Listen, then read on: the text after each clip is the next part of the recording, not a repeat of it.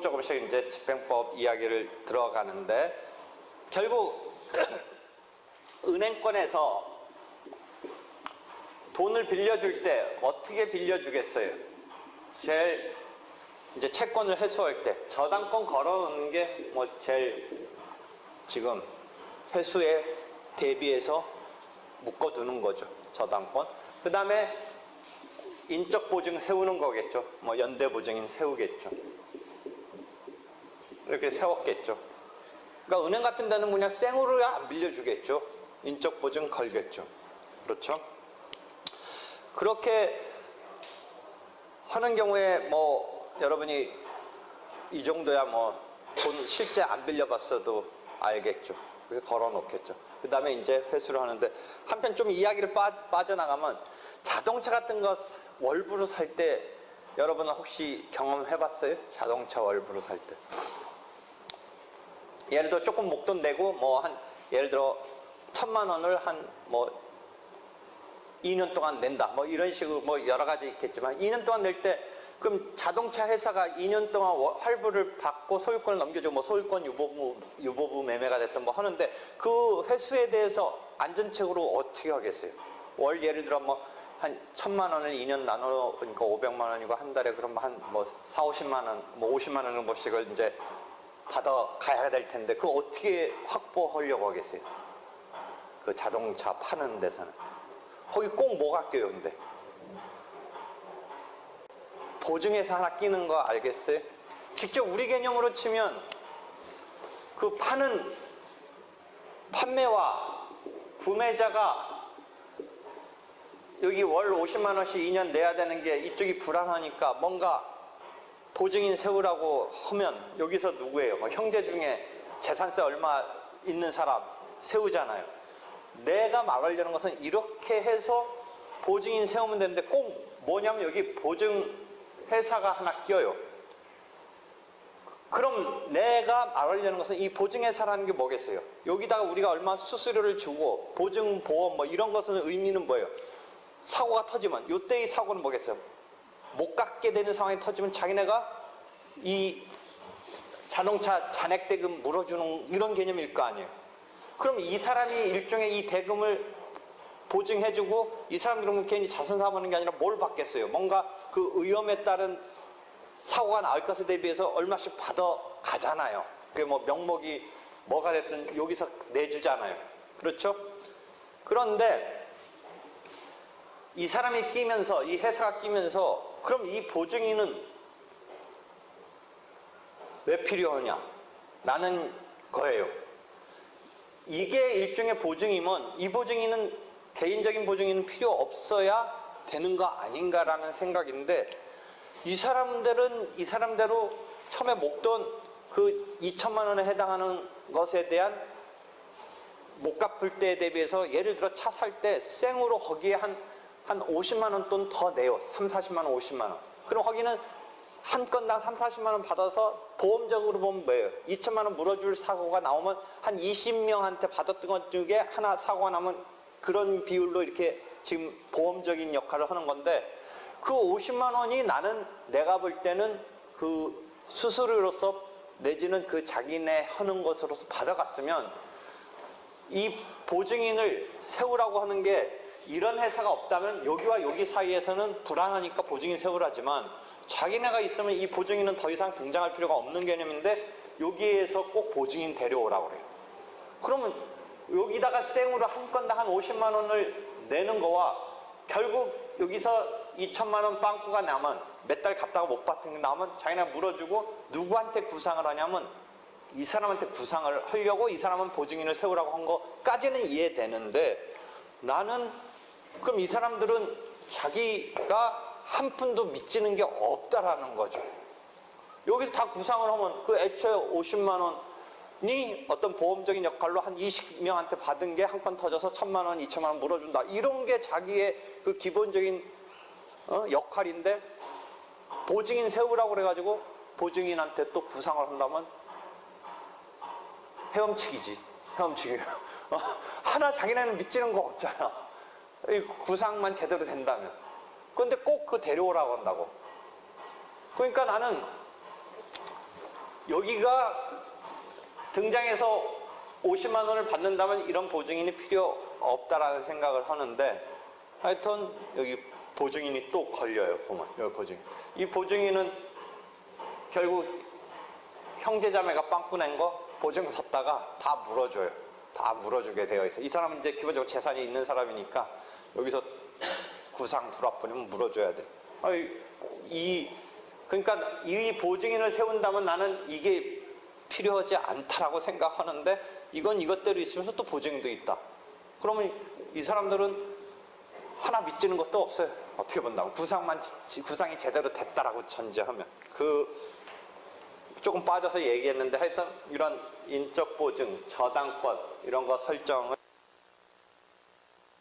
다시 이렇게 그림을 보면, 은행이 회수를 하기 위해서 채무자의 재산에 대해서 강제 집행을 하려면 집행 권한을 이미 갖고 있지 않다면 판결이라든지 독촉 절차를 이용한 지급 명령을 받아서 집행에 착수한다. 그런데 그 가운데 판결의 경우는 1, 2년 걸릴지 모르니까 그 이전이라도 이 재산을 묶어둘 필요가 있다. 그때 등장하는 게 이제 보전처분으로서 가압류를 생각하는데, 이러한 보전처분은 자기가 피보전 채권을 갖고 있는데, 그러니까 자기가 돈 받을 게 있는데 플러스 보전에 지금 필요성이 있다. 이 두 개를 소명해서, 증명이 아니라 소명해서 법원이 오케이를 하면, 그래서 보정명령이 발령되면 가압류를 전제로 한다면 이게 등기사항 증명서에 올라가서 가압류가 걸려드는 거죠.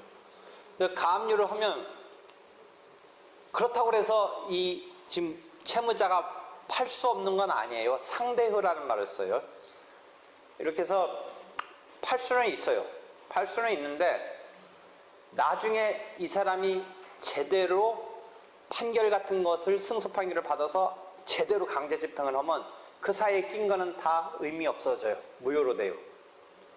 그러니까 지금 가압류 자체 걸린 것만으로 팔 수 없는 건 아니에요. 이 지금 대상에 가압류 걸렸다고 해도, 물론 사는 사람이 집에서 잘 안 살라고 하겠죠. 뭔가 분쟁이 있을 것 같잖아요. 가압류 딱 걸려 있는 거 보면. 그런데 하여튼 샀어요. 어떤 사람이, Z라는 사람이 샀어요. 그러면 이 매매에 의해서 Z가 샀을 때 이게 나중에 이제 본격적인 소송에 의해서 이쪽이 이기고 이 물건에 대해서 압류를 걸 수 있다면 그 사이에 꼈던 이 매매 계약은 무효로 그 당사자 사이에 날아가 버려요. 그게 이제 상대효라고 그러는 거예요. 그러니까 가압류 걸어둔다는 의미가 그런 의미예요.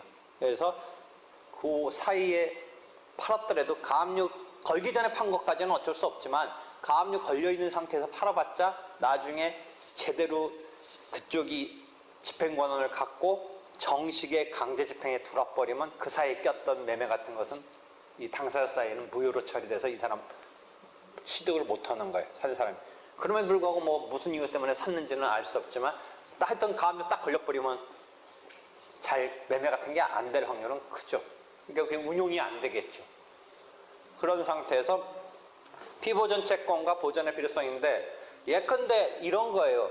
피보전 채권, 돈 받을 권리는 아직 원래는 제대로 피보전 채권이 확정되는 건 이 집행권원이 확정된 판결 같은 경우에 의해서 확정되는 건데, 지금 소명 정도로 나 돈 받을 거 있다, 이런 정도죠. 원래 피보전 채권 자체 다툼을 확정하는 게 판결 절차 아니에요. 판결 절차. 가만히 생각해보면. 근데 지금은 판결 절차로 확정될 때까지 안 기다리고 내가 돈 받을 게 있다라는 정도의 소명 정도로, 그 다음에 이 채무자가 재산을 지금 어떻게 별반 없는데 이게 지금 뭔가 팔려갈 것 같다, 이런 보전의 필요성을 나타내서 채는 가압류를 걸어두는 건데, 압류를 임시로 걸어두는 건데, 예컨대 한 1,000만 원 받을 사람이 재산이, 채무자가 1억짜리도 있고 2천만 원짜리도 있고 한 서너 건 너댓 건 여러 개 있는데, 그럴 때는 보전의 필요성이 거의 없다고 보이는 거죠. 이 사람이 그 중에 1억 원짜리 재산도 있고 예컨대 2천만 원짜리 재산도 있는데 3천만 원짜리 갖고 받을 채권 갖고 1억 원짜리 대상으로 걸면 안 받아줄 확률이 있죠. 이 사람이 굳이 건다면 2천만 원짜리 정도로 걸어야지 자기가 받을 채권이 3천만 원인데 채무자 재산 1억짜리에 걸겠다라면 그거 없죠. 물론 이런 경우는 상정해 볼 수 있죠. 그 1억 원짜리의 저당권이 이미 8천만 원쯤 걸려 있기 때문에 그게 뭐 2천만 원 정도 값어치밖에 안 남아 있다면 피보전 그러니까 채권에 비해서 보전의 필요성이 있다고 할 수 있는데 그런 게 없다면 자기 채권은 한 3천만 원인데 1억짜리에 대해서 채무자의 재산에 걸겠다라면 잘 인정되기가 쉽지는 않다라는 거죠. 그러니까 그거는 한마디로 딱 잘라서 말할 수는 없어요. 그러니까 자기가 채권이 있다, 즉 피보전 채권에 대해서 소명하고 그다음에 보전의 필요성이 있다라는 걸 잘 나타내야 돼요. 그 보전의 필요성을 잘 나타내서 이제 가압류가 발령이 돼야 되는데 그게 약간 과거에는 쉽게 됐던 거예요. 그러니까 이것을 남용을 하는 거였었죠. 남용을 해서 본 사건의 승패는 아직 안 나와 있는데도 뭔가 이것만으로도 그 이상의 효과를 보는 이런 양상이 펼쳐졌다는 거죠. 그래서 근데 인적 담보 보증인이 있을 때는 보증은 예를 들어 내가 3천만 원 받을 게 있는데 보증인이 있다고 쳤을 때는 그럼 보전의 필요성을 혹시 생각해 보세요. 그러니까 채무자가 한 3천만 원짜리 재산이 있고 내가 3천만 원 빌려주면서 그 채무자의 형제 누군가를 보증인으로 하나 세우게 했어요. 그랬을 때는 내가 지금 3천만 원 못 받게 생겼다고 가압류 걸려고 할 때 그쪽서 보증인이 있으니까 이 재산에 가압류 굳이 할 필요 없지 않느냐라고 하는 느낌에서는 어떨 것 같아요? 그러니까 내 질문은 보증인이 있다라는 것만으로는 보전의 필요성이 있냐 없냐에서 어떻게 평가될 것 같아요? 저당권 설정된 경우라면 그 저당권 실행하면 되니까 그거 확보되고 있는데 지금 보증인은 조금 물적 담보에 비해서 보증인 자체 재산이 또 처음에 세우게 했을 때는 어느 정도 재산이 있었기 때문에 세웠겠지만 글로 받으라는 게 만만하다, 100% 확보될 수 있다 라고 말할 수는 없기 때문에 보증인이 있다라는 것만으로는 보전의 필요성이 곧바로 없다라고 단정할 수는 없다라는 거죠. 지금 내가 말하려는 거 알겠어요? 느낌상은 보증인이 있으니까 굳이 뭐 가압류 걸 필요 있겠느냐, 보증인이 확실히 백업 해주는데 라고 말할 수는 있겠지만 보증인 자체의 백업이 100% 된다는 보장이 또 없다는 거죠. 그렇잖아요. 그러니까 보증인 세웠던 거 가지고 보전의 필요성이 있냐 없냐에서는 100% 이꼴은 아니다. 뭐 그런 판단을 케이스에 따라서 케이스 바이 케이스지만 그런 경우는 그렇게 볼 수 있다는 거죠. 하여튼 그러한 보전의 필요성 등까지를 소명해서 가압류를 거는 거 등의 개념이 보전 절차가 하나 있다라는 것을 지금 다시 상세하게 설명했어요. 그래서 우리가 지금 배우는 거는 보전 절차, 판결 절차, 집행 절차 이런 것을 유기적으로 지금 연결시키면서 배우고 있다. 그 세 개의 관계를 지금 머릿속에 그려가면서 배우는 거다. 이 이야기를 다시 한번 확인해 두는 거예요.